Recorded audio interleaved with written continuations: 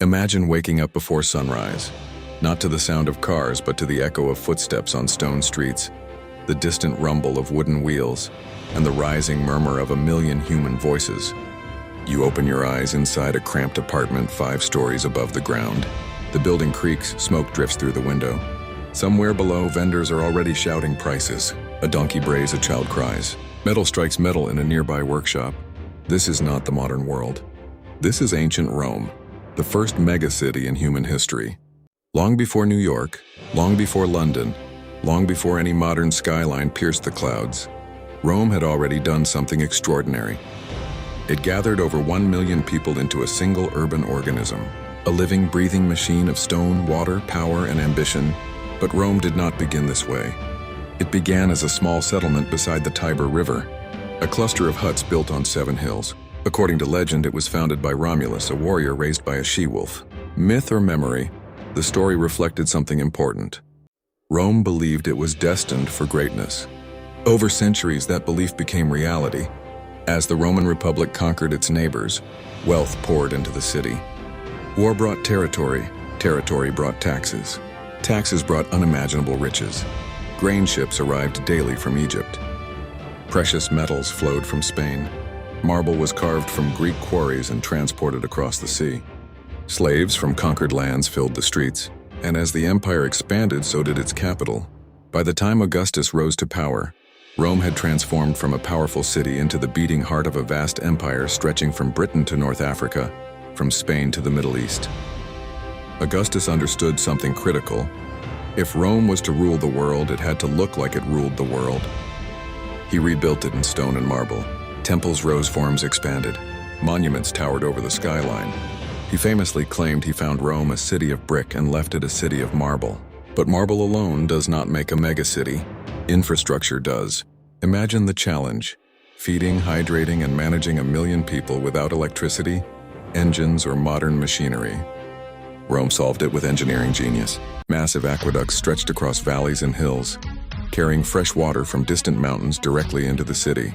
Every day, millions of liters flowed into public fountains, bathhouses, and private homes. Water was not a luxury for Rome. It was a statement of power. Beneath the streets ran the Cloaca Maxima, one of the earliest and largest sewage systems ever built.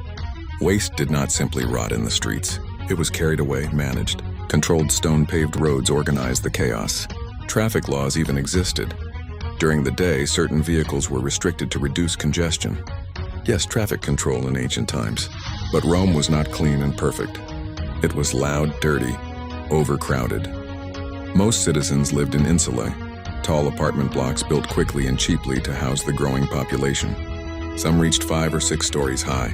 Fires were common, collapses were deadly. The poor lived stacked upon one another, sharing walls thin enough to hear every argument and every whisper. From the upper floors you could see the heart of the city, the Roman Forum.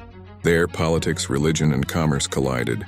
Senators debated laws that shaped continents. Generals celebrated victories in grand triumphal processions. Citizens gathered to hear speeches that could ignite revolutions.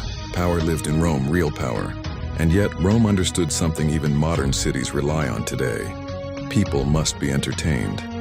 The Colosseum rose like a mountain of stone and arches, capable of holding tens of thousands of spectators. Inside, gladiators fought, wild animals roared. Crowds screamed.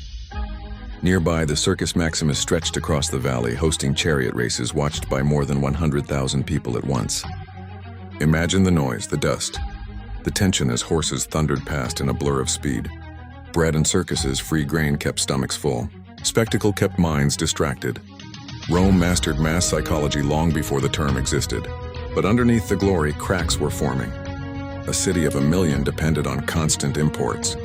If grain shipments were delayed, hunger followed. If political instability erupted, riots exploded in the streets. Disease spread quickly in crowded neighborhoods. Wealth inequality divided rich and poor into entirely different worlds. Maintaining a megacity required constant control. As centuries passed, the empire stretched too far. Borders became harder to defend. Armies demanded more resources. Corruption spread.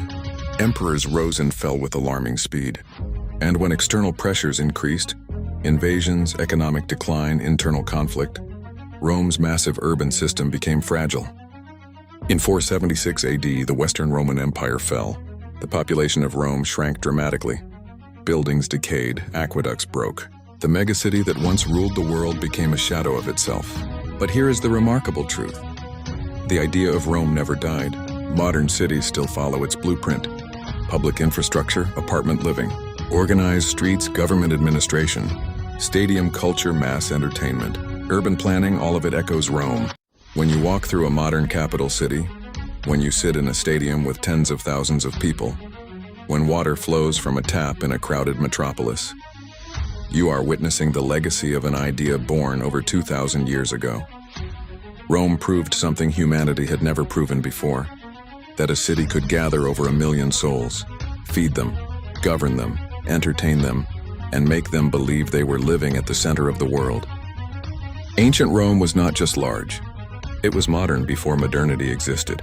It was chaotic, brilliant, violent, innovative. It was the original megacity. And every city that rose after it, from medieval capitals to modern skyscraper giants, walks in the shadow of Rome. Because before there was the modern world, there was Rome.